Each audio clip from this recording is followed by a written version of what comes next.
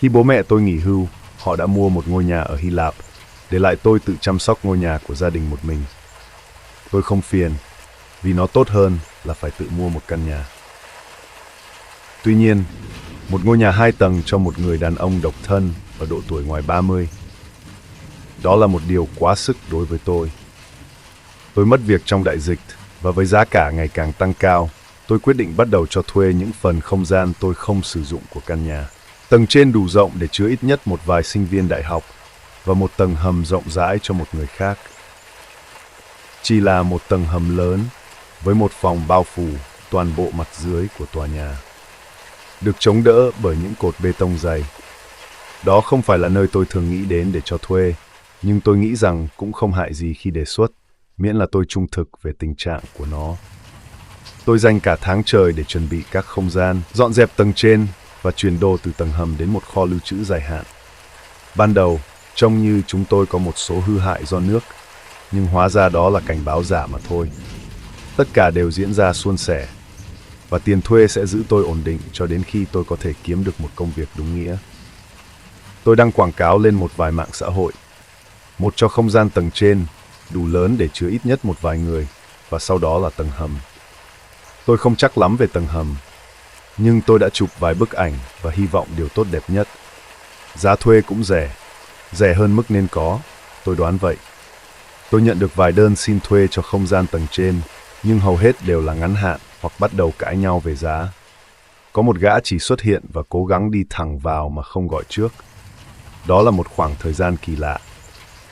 Tôi không nhận được cuộc gọi nào về nhu cầu thuê tầng hầm, vì vậy tôi nghĩ rằng mình đã làm sai cái gì đó rồi. Đó là đầu tháng 10 khi tôi nghe thấy tiếng gõ cửa. Kiểu gõ cửa ra quen thuộc. Tôi vội vã mở cửa, vẫn đang lướt tìm công việc trên điện thoại và nhai một miếng pizza lạnh từ đêm trước. Khó có thể diễn tả được tôi ngạc nhiên thế nào khi thấy những gì tôi trước mắt tôi. Hầu hết các ứng viên khác đều là những chàng trai trẻ hoặc các cô gái đại học. Mà bây giờ, trước mắt tôi là một gia đình 4 người.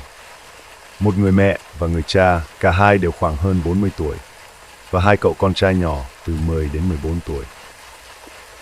Người mẹ mặc một chiếc váy cotton màu thu với một cái duy băng nhỏ, và người cha mặc một chiếc áo khoác đen sang trọng, áo sơ mi trắng với cà vạt đỏ. Cả hai đứa trẻ đều mặc áo sơ mi xanh giống hệt nhau. Lúc đầu, tôi nghĩ họ đến để cố gắng thuyết phục tôi theo một tôn giáo, một tổ chức nào đó. Tôi có thể dễ dàng tưởng tượng họ với một bộ kinh thánh. Thay vào đó, người cha bước tới, đưa tay ra bắt tay tôi. Tôi cũng đưa tay ra đáp lại. Xin chào, ông nói với một nụ cười ấm áp. Chúng tôi là gia đình Walters. Chúng tôi đến vì tờ quảng cáo. Ồ, xin chào, tôi trả lời. Có thể nó hơi chật chội nhưng các bạn có thể xem qua. Xin lỗi về. Tôi khá là lúng túng nhưng người cha chỉ lắc đầu. Không sao, hy vọng chúng tôi không làm phiền cậu. Tôi mời họ vào và họ đi thẳng qua cầu thang. Tôi nghĩ họ không biết đường lên tầng trên và đã bỏ qua nó. Xin lỗi, tôi nói. Nó ở ngay đây. Ồ, chúng tôi biết. Người mẹ mỉm cười. Chúng tôi đến vì căn hầm này. Vậy là có một cầu thang gỗ dài xoắn ốc dẫn xuống tầng hầm. Đây là một trong những lý do chính khiến tôi không thích xuống đó hoặc cách trang trí tại nơi này. Cái cầu thang xoắn ốc làm cho việc vận chuyển bất kỳ đồ nội thất nào xuống cũng gần như không thể. Thật là bực bội. Nhưng cả 4 thành viên của gia đình này đều bước xuống, hết sức điềm tĩnh. Họ lịch sự và tôn trọng, với chút phấn khích vừa đủ. Nhưng tôi cảm thấy có điều gì đó thật kỳ quái về họ. Người cha rút ra một cuộn thước dây và bắt đầu đo tường. Họ hỏi tôi về việc không có cửa sổ, chất lượng không khí, khả năng mang xuống một số đồ nội thất và lắp đặt đèn chiếu sáng. Tôi đồng ý tất cả. Tôi vẫn không thể tin rằng họ thực sự đang xem xét. Rõ ràng đây không phải là không gian dành cho một gia đình 4 người, và họ cho thấy rằng họ khá giàu có. Không có lý do gì để họ thuê một nơi như thế này. Dù sao, khi họ hoàn tất việc thăm dò, người mẹ tiến lại gần tôi. Anh có phiền không nếu lên trên tầng và đi loanh quanh một chút? Bà ta hỏi. Chúng tôi muốn xem âm thanh truyền qua như thế nào. Một cách yêu cầu chống ồn kỳ lạ, nhưng tôi làm theo yêu cầu của bà ta. Tôi leo lên cầu thang, mang đôi ủng nặng nhất của mình và cứ đi quanh quẩn. Sau vài phút, tôi quay lại góc chỉ để thấy cả 4 người họ đứng trong hành lang, vẫn hoàn hảo như luôn luôn. Tất cả đều nở nụ cười lớn trên khuôn mặt. Chúng tôi rất hài lòng, người mẹ nói. Chúng tôi sẽ thuê.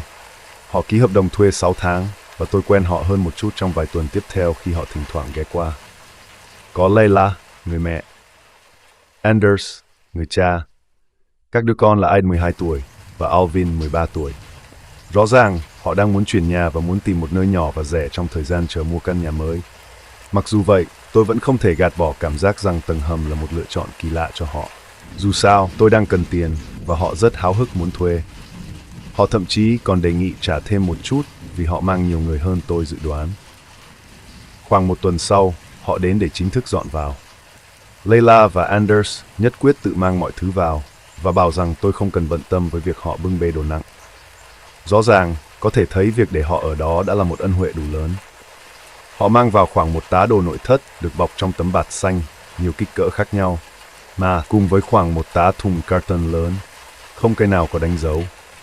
Họ đặt xuống nhiều tấm thảm diệt tay, loại bạn thường thấy trong một biệt thự lớn. Layla là một bà nội trợ, còn Anders làm việc như một quản lý an ninh trong một sân bay gần đó. Ông làm việc giờ giấc lạ thường, từ ca 12 tiếng đến ca đêm, và tất cả các giờ giữa chừng. Ông cũng trực điện thoại hầu hết các giờ trong ngày, và đôi khi phải rời đi ngay lập tức. Thật kỳ lạ, người ta có thể nghĩ rằng một người như vậy cần không gian có tín hiệu di động tốt, nhưng tầng hầm đó hầu như không có sóng. Có wifi, nhưng rất chập chờn. Vì lý do nào đó, tất cả điều này dường như không làm phiền họ.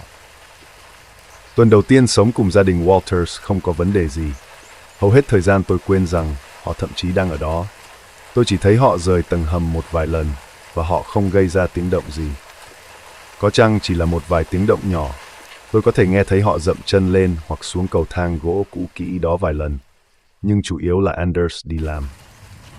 Thực tế, tôi chưa bao giờ thấy Aiden và Alvin rời đi để đến trường.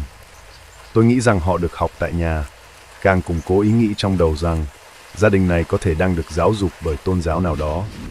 Dù vậy, họ hầu như không gây ra vấn đề gì. Tôi vẫn cố gắng tìm người thuê tầng trên, nhưng không thành công. Tôi đã nghĩ đến việc giảm giá, nhưng sau khi gia đình Walters chuyển vào, tiền không còn là vấn đề lớn nữa. Anders thậm chí còn gợi ý rằng tôi nên xin việc tại sân bay. Ông biết một người trong bộ phận nhân sự đang tìm kiếm tuyển dụng cho các bộ phận khác nhau. Đã thất nghiệp 5 tháng, tôi sẵn sàng thử bất cứ điều gì. Tôi vẫn không thể rũ bỏ cảm giác rằng họ không nói với tôi toàn bộ sự thật. Tôi cứ mãi suy nghĩ một điều. Rốt cuộc, họ đang làm gì dưới đó? Một lần, tôi quyết định tìm hiểu kỹ hơn về những gì họ đã làm với chỗ đó. Vào thời điểm đó, tôi thậm chí chưa thấy họ trang trí ra sao. Đó là giữa buổi chiều, và tôi không biết liệu họ có ở đó hay không. Chiếc xe của họ không có trong lối đi.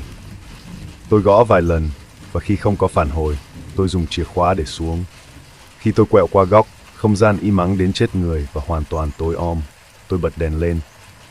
Họ ngủ trên những chiếc giường đơn giản, tất cả xếp dọc theo bức tường phía đông. Họ có một chiếc ghế sofa nhỏ, cùng với vài chiếc ghế nhựa đơn giản, đối diện với chiếc tivi cũ kỹ đặt dựa vào tường. Có một giá sách trống rỗng và vài tấm thảm rải rác trên sàn. Tôi có thể thấy vài chiếc hộp đã mở. Có một phòng tắm cạnh cầu thang, nhưng trông không có vẻ đã được sử dụng. Không có bàn chải đánh răng hay gì cả. Mất một lúc tôi mới nhận ra mình không hề ở một mình. Toàn bộ gia đình đứng thành hàng dọc theo bức tường phía nam, xa nhất từ cầu thang. Họ đứng theo thứ tự từ cao đến thấp, không nhúc nhích, chỉ nhìn chằm chằm vào tôi. Chỉ khi họ nhận ra tôi đã thấy họ, họ mới phản ứng. Tất cả đều nhìn lên tôi, nở nụ cười thân thiện. Chúng tôi có thể giúp gì không? Layla hỏi. Hy vọng chúng tôi không gây ra quá nhiều tiếng ồn. Anders tiếp tục. Hai đứa trẻ chỉ gật đầu, đồng loạt. Tôi nhìn kỹ họ, nhưng không thể hiểu được điều gì tôi đang nhìn thấy. Tôi không có lời giải thích nào cho hành vi của họ. Xin lỗi, tôi chỉ kiểm tra áp lực nước, tôi nói dối. Tôi đã gõ cửa. Không sao, Anders mỉm cười, cứ tự nhiên. Khi bước lên cầu thang, một ý nghĩ ập vào đầu tôi. Nếu họ đều ở dưới đó, tại sao chiếc xe của họ lại biến mất? Ai đã lấy nó? Tôi có nhiều gặp gỡ kỳ lạ với họ trong vài tuần sau đó. Chẳng hạn, một lần tôi bắt gặp Aiden, cậu em trai, đứng trong bếp. Cậu ấy không làm gì cả, chỉ đứng đó, nhìn chằm chằm vào giá gia vị. Khi tôi hỏi cậu ấy về việc đó, cậu chỉ nói rằng cậu không làm gì. Sau một lúc, cậu quay gót và chạy xuống cầu thang. Tôi không thấy, nhưng nghe tiếng bước chân nhỏ bé của cậu vang lên suốt cầu thang. Lần khác, tôi thấy Layla đứng ở cửa mở, dẫn xuống tầng hầm. Bà ấy chỉ đứng đó, tay cầm nắm cửa, nhìn thẳng vào tôi. Tôi nói xin chào, và bà ấy đáp lại ngay, nhưng bà không rời mắt khỏi tôi. Khi tôi cuối cùng vượt qua tầm nhìn của bà, tôi nghe tiếng bà chạy xuống tầng hầm. Không phải đi nhanh, mà là chạy. Lần khác nữa, tôi thấy Anders ngồi trong xe ngoài lối đi. Tôi nhìn thấy ông từ cửa sổ tầng trên, chỉ ngồi đó, tay đặt trên vô lăng, suốt 15 phút. Không radio hay gì cả, chỉ có ông ngồi một mình trong xe. Nhưng lần gặp gỡ kỳ lạ nhất xảy ra vào một đêm khi tôi định xuống bếp lấy một lon coca. Tôi thấy Layla đứng trong bếp, cửa tủ lạnh mở toang. Tôi có thể thấy bóng dáng bà dưới ánh sáng từ bóng đèn tủ lạnh. Mái tóc dài đen nhánh của bà ướt sũng sau khi tắm xong, đứng trong chiếc áo choàng tắm buộc vội, chân trần. Ban đầu tôi không thấy điều gì kỳ lạ, bà chỉ đứng đó. Bà không lấy gì cả, mà giống như đang tắm trong ánh sáng. Tôi nghĩ đến việc gọi bà, nhưng có điều gì đó về dáng vẻ của bà khiến tôi muốn lẻn trở lại phòng ngủ. Rồi tôi thấy điều đó. Có gì đó sai sai với tai của bà. Tai trái của bà cao hơn tai phải khoảng 3 inch mà không cần nghiêng cổ. Da đầu của bà hơi nghiêng và có điều gì đó về cách bà cử động ngón tay trông không tự nhiên cho lắm. Chúng chỉ vào các hướng khác nhau, như thể bàn tay của bà hơi bị gãy. Tôi chỉ đứng đó một lúc, nhìn bà từ xa, quan sát vai bà nhô lên rồi hạ xuống khi bà hít thở sâu, hít lấy hơi lạnh. Khi bà quay về phía tôi chỉ thấy bà trong chốc lát, thân bà di chuyển trước và chân bà theo sau như một con rối đất sét bị cứng đờ. Tôi lẻn ra khỏi góc và nghe thấy tiếng bà chạy về phía tầng hầm.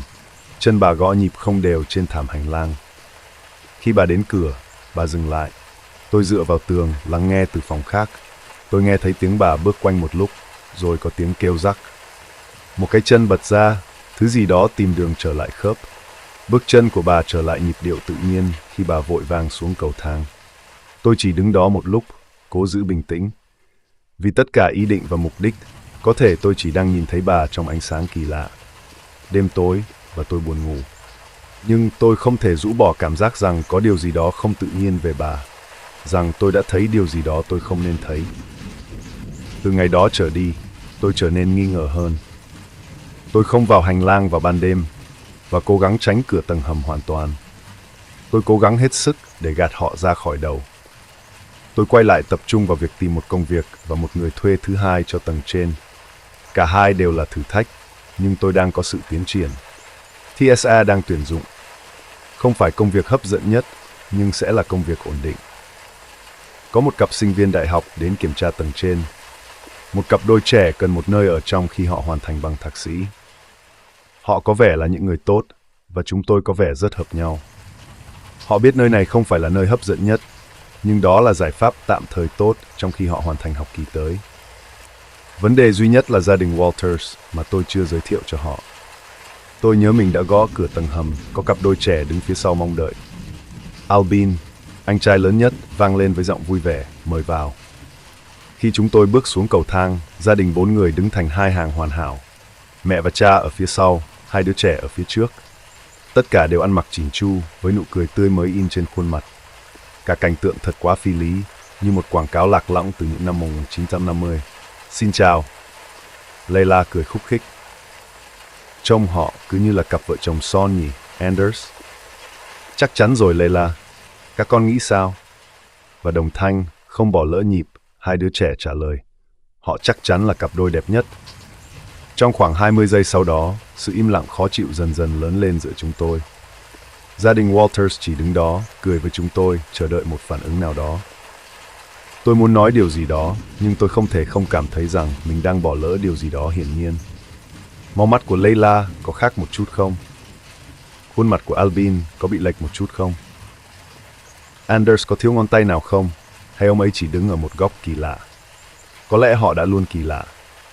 Có lẽ chỉ bây giờ tôi mới nhận ra điều đó. Khi chúng tôi cuối cùng chia tay, tôi theo cặp đôi trẻ ra ngoài. Họ đều quay lại nhìn tôi, khuôn mặt tái nhợt. Một người chỉ lắp bắp, nhưng người kia đã cố gắng nói vài lời. Chúng tôi không muốn đưa ra lời nhận xét về một ai đó, cô ấy nói. Nhưng những người đó thật đáng sợ. Các bạn sẽ không thấy họ nhiều đâu, họ. Đúng, đó là điểm tôi muốn nói. Ai lại làm thế nhỉ? Có loại gia đình nào lại tự nguyện sống trong tầng hầm? Đó chỉ là biện pháp tạm thời thôi, tôi đảm bảo với các bạn, họ. Lúc đó người kia lên tiếng, những cái hộp đó là gì? Anh ta hỏi. Trong đó có gì? Đồ kỷ niệm cá nhân, quần áo, kiểu như vậy. Không, ý tôi là cái hộp đã di chuyển, cái hộp màu xanh. Cuộc trò chuyện chết lặng, và họ nói lời tạm biệt. Tôi có cảm giác rằng họ sẽ không trở lại đâu. Tuy nhiên, lời nói của họ vẫn vang vọng trong đầu tôi. Một cái hộp đã di chuyển, thật sao? Làm sao tôi bỏ lỡ điều đó nhỉ? Sau vô số đêm mất ngủ, tôi quyết định cuối cùng phải có câu trả lời. Tôi nghĩ mình phải mạo hiểm một chút và tìm ra sự thật, một lần và mãi mãi.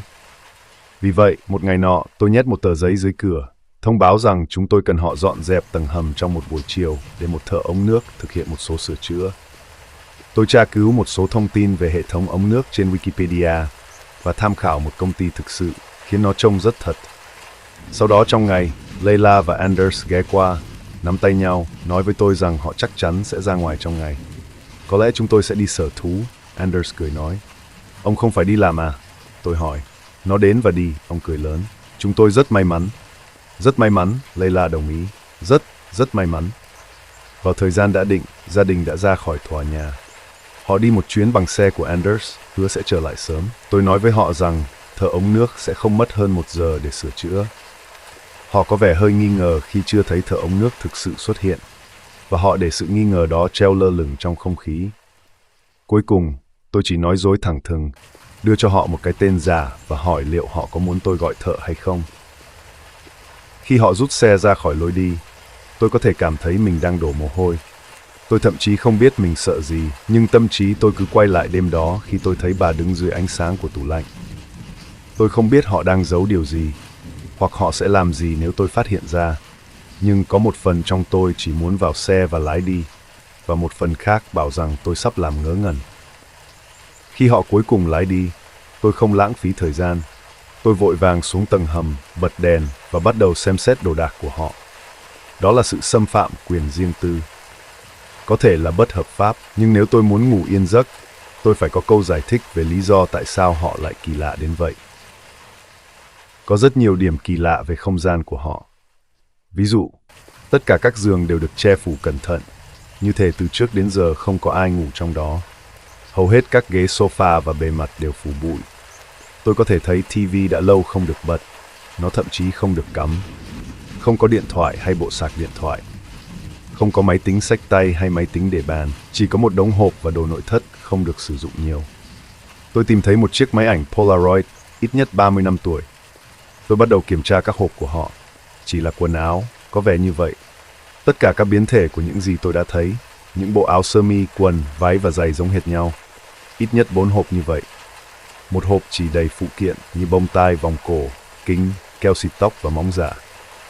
Một hộp khác đầy đồ trang trí và vật kỷ niệm. Chó sứ, ảnh gia đình, hoa hướng dương và hoa hồng khô. Cả hai đều có màu sắc lạ và bình hoa sang trọng. Tôi cẩn thận đặt mọi thứ trở lại như tôi đã tìm thấy. Điều đó thật kỳ lạ, nhưng không có gì khả nghi hoặc hoàn toàn phi tự nhiên. Tuy nhiên, tôi nhớ những gì cặp đôi đó đã nói về một cái hộp mà nó di chuyển. Tôi không thấy bất cứ thứ gì như vậy, cho đến khi tôi quay lại để rời đi. Ngay bên cạnh cầu thang, nằm cạnh phòng tắm sạch sẽ, là một chiếc thùng xốp màu xanh lớn. Đó là loại đồ vật hòa vào phông nền, như thể nó luôn ở đó. Tuy nhiên, tôi rõ ràng nhớ không sở hữu một trong những thứ đó. Nó trông cũ và rách nát, như thể đã tồn tại nhiều năm. Và có thể tôi đang tưởng tượng, nhưng trông như nó đang di chuyển, đập nhẹ, đè lên bề mặt tạo ra những tiếng kêu nhỏ từ nhựa. Có một âm thanh phát ra từ đó, như tiếng gầm gừ trầm qua một ống mỏng. Một âm thanh sắc, nhịp nhàng. Nó làm thùng xốp rung lên và lắc nhẹ. Tôi đông cứng, hy vọng nó sẽ yên lặng. Tôi nín thở và chờ đợi nó lắng xuống. Tôi từ từ bước lùi lên cầu thang. Khi tôi quẹo qua góc và mất tầm nhìn của thùng xốp, tôi nghe thấy nắp xốp bật ra và âm thanh trở nên rõ ràng hơn. Một tiếng gầm lớn, thay đổi cao độ từ cao đến thấp. Như một ca sĩ làm một loại khởi động giọng bệnh hoạn nào đó, cố gắng tìm đúng cao độ. Rồi có gì đó rơi xuống sàn với một tiếng rên đau đớn. Tôi đứng im, cố gắng xác định âm thanh. Nó giống như sự giao thoa giữa một con chó và một loại cáo nào đó. Một âm thanh sắc, rít lên. Rồi nó lồm cồm bò dậy. Tôi có thể nghe thấy móng vuốt và chân cào sàn và thứ gì đó đang lao về phía tôi, nhanh chóng. Có điều gì đó nguyên thủy trong tôi nói rằng phải chạy. Tôi vội vàng lên cầu thang, chỉ nhìn lại thoáng qua khi đóng cửa lại sau lưng. Tôi chỉ thấy nó trong chốc lát, một thứ đen kịt với một mắt duy nhất phản chiếu lại tôi. Da của nó căng và lạc chỗ trên hộp sọ. Răng mọc theo mọi hướng với các kích thước dường như ngẫu nhiên. Nước dãi đen nhỏ giọt từ lưỡi dài. Một thứ đang mang bộ đồ rẻ tiền của một con chó đen. Khi tôi đóng cửa, tôi có thể nghe thấy tiếng xe kéo vào lối đi. Chưa đầy 30 phút đã trôi qua. Có lẽ họ đã lên kế hoạch bắt tại trận tôi. Tôi nghe thấy họ vào nhà và đi thẳng xuống tầng hầm. Trong khi đó, tôi ở phòng khác, thu dọn một túi nhỏ với một bộ quần áo thay đổi và bàn chải đánh răng. Khi tôi nghe thấy cửa tầng hầm đóng lại, tôi lập tức ra xe. Khi tôi vào xe, tôi thấy họ bước ra khỏi nhà. Họ đều đứng đó trong lối đi, chỉ nhìn tôi. Và ngay bên cạnh họ là một con chó Labrador đen đẹp đẽ, vẫy đuôi vui vẻ. Tôi không nói một lời nào, tôi chỉ lái xe. Tôi phải tạo khoảng cách giữa chúng tôi và tìm hiểu xem mình muốn làm gì. Tôi muốn đến cảnh sát, nhưng không có cách nào để giải thích những gì tôi đã thấy. Họ có thể làm gì? Đuổi họ đi vì có một con chó. Thậm chí có một điều khoản trong hợp đồng cho thuê cho phép họ có một con vật cưng. Tôi không có gì để tiếp tục. Tôi quyết định ở qua đêm tại một nhà trọ ngay ngoài thị trấn. Tôi cần thời gian để suy nghĩ và ngủ mà không bị đe dọa bởi điều gì đó kỳ lạ sống dưới chân mình. Tôi không thể gạt hình ảnh đó ra khỏi đầu. Thứ đen kịt đó trong bộ đồ chó, như một thứ gì đó đang cố gắng nhớ lại hình dạng và âm thanh của một con chó trong thời gian thực. Tôi đặt một căn nhà trọ và nhận một phòng ở tầng trệt. Tôi chui vào giường, bật tivi và lướt qua điện thoại. Tôi có thể cảm thấy mình thư giãn lần đầu tiên sau nhiều tuần. Nhưng mỗi khi nghĩ về ngôi nhà đó và gia đình đó, tôi có thể cảm thấy nhịp tim của mình đập mạnh. Tôi không biết phải làm gì hoặc gọi ai. Đó là lý do tại sao tôi đến trang web này ngay từ đầu. Rất nhiều bạn dường như đã thấy những điều kỳ lạ. Tôi nghĩ rằng cuối cùng mình sẽ đăng ở đây. Nhưng phải mất khá nhiều thời gian để tôi xây dựng lòng can đảm cho mình. Chủ yếu vì những gì đã xảy ra sau đó trong đêm. Tôi nhớ có tiếng gõ cửa. Tôi hẳn đã thiếp đi. Tôi chưa tắt tivi hoặc đánh răng. Tôi chỉ tỉnh dậy với cảm giác khó chịu trong dạ dày, rằng điều gì đó cực kỳ sai. Tôi đã đóng rèm nên tôi không thể thấy đó là ai. Tôi nghĩ đến việc trốn dưới giường hoặc khóa mình trong phòng tắm. Nhiều dòng suy nghĩ chạy liên tục trong đầu của tôi, nhưng tôi cố gắng kiểm soát chúng bằng những gì có thể xảy ra hợp lý. Có thể chỉ là dịch vụ phòng hoặc một quản lý lo lắng. Rồi tiếng gõ lại vang lên. Lần này với một giọng nói. Thưa ông, Alvin Walters nói. Mẹ muốn nói chuyện với ông. Tôi không trả lời. Trong vài giây, tôi cẩn thận bước ra khỏi giường, cố gắng không gây ra tiếng động. Mẹ muốn nói chuyện với ông ta lặp lại. Có điều rất quan trọng cần nói. Chắc chắn rằng họ biết tôi đang ở trong phòng.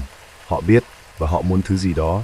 Và dù đó là gì, tôi cũng không muốn biết. Tôi lẻn ra phía sau phòng khi tay nắm cửa bắt đầu rung. Tôi có thể nghe thấy giọng của Alvin lần nữa. Lần này, giọng ông ấy trầm đe dọa, như tiếng gầm đen tối của một người đàn ông trưởng thành hoặc già cả.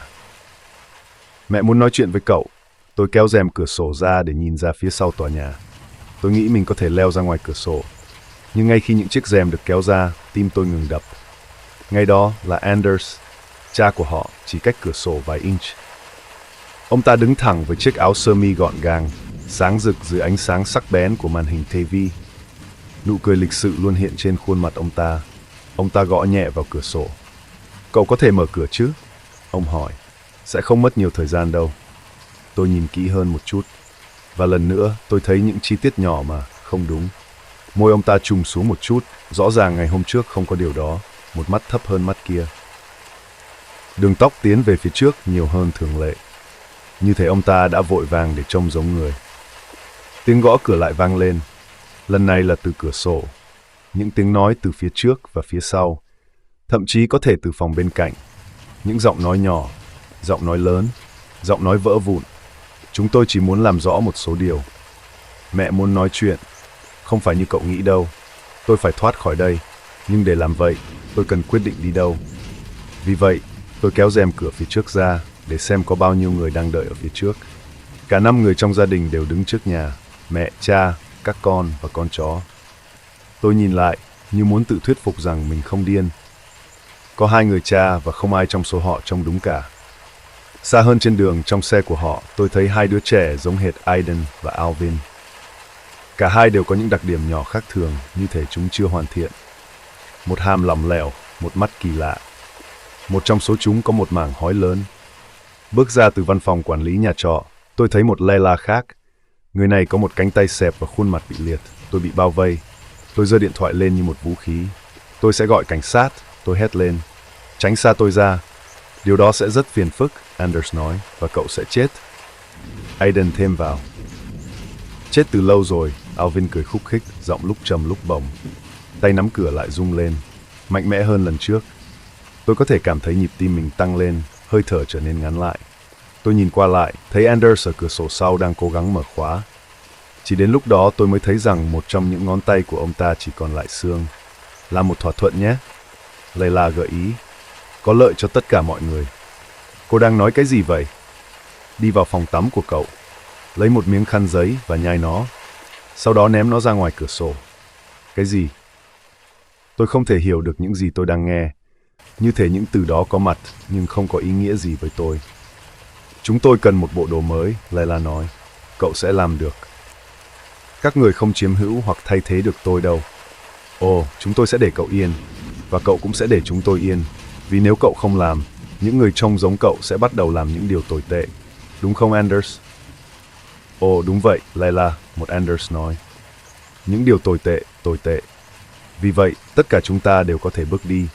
Cậu sẽ không bao giờ thấy chúng tôi nữa, và chúng tôi sẽ để cậu yên. Tôi cố gắng hiểu điều đó. Họ sẽ làm bộ đồ từ tôi, như họ đã làm với con chó đó và với gia đình đó. Sẽ có ai đó trông giống tôi, đi lại ngoài kia. Một thứ gì đó. Kinh khủng. Nhưng tôi có lựa chọn nào khác? Tôi bước vào phòng tắm và nhai một miếng khăn giấy. Tôi nhổ nó ra và di chuyển đến cửa sổ. Gia đình lùi lại. Tôi mở cửa sổ và ném miếng khăn giấy ra ngoài với một cái bật ngón tay. Layla nhặt nó lên và nhìn thẳng vào mắt tôi bằng ánh mắt không chớp. Với một cái siết nắm tay, cô ấy nắm lấy đầu mình và kéo. Toàn bộ khuôn mặt cô ấy lùi về phía sau, môi dưới của cô ấy kéo dài đến tận lông mày. Bên dưới chỉ là một chất nhầy đen, bao phủ một cái sọ biến dạng.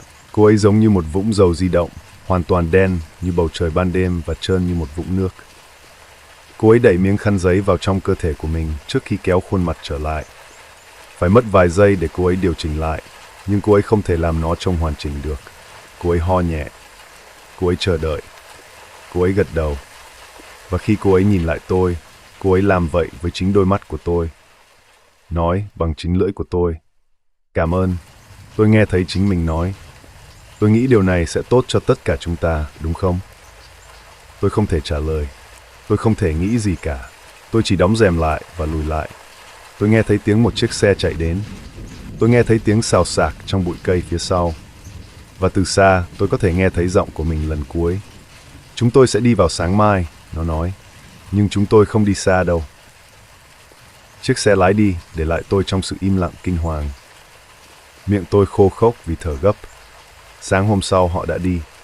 Tầng hầm trống rỗng, và họ thậm chí để lại một tờ ghi chú cảm ơn. Đính kèm là một bức ảnh Polaroid của một gia đình hạnh phúc. Một mẹ, một cha, 2 đứa trẻ, và một người chú vui tính. Một người trông giống hệt tôi. Tôi đã suy nghĩ liệu có nên chia sẻ điều này hay không, biết rằng họ có thể làm gì. Nhưng tôi tin rằng họ không đủ kỹ năng công nghệ để tìm thấy điều này, và tôi đã bỏ qua rất nhiều chi tiết.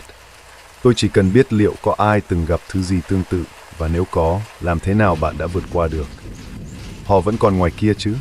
Họ có đang theo dõi tôi không? Họ có bao nhiêu bộ đồ rồi? Tôi đã muốn bỏ qua và giả vờ như chưa từng xảy ra, nhưng càng ngày càng khó hơn. Thỉnh thoảng, tôi thấy ai đó trông hơi giống họ. Một Anders với kiểu tóc khác, một Layla trẻ hơn một chút, anh chụp trường với một Aiden hoặc Alvin nhưng màu tóc khác. Và vài tuần trước, tôi nhận được cuộc gọi từ một người bạn nhắc rằng họ đã thấy tôi trên báo địa phương. Điều duy nhất là tôi chưa bao giờ xuất hiện trên đó. Tôi đã cân nhắc việc chuyển đến nơi nào đó xa, rất xa. Nhưng trước tiên, tôi chỉ cần nói ra hết tất cả điều này ra. Tôi cần ai đó tin tôi, con người thật của tôi, chứ không phải người mà bạn có thể thấy trên báo. Làm ơn.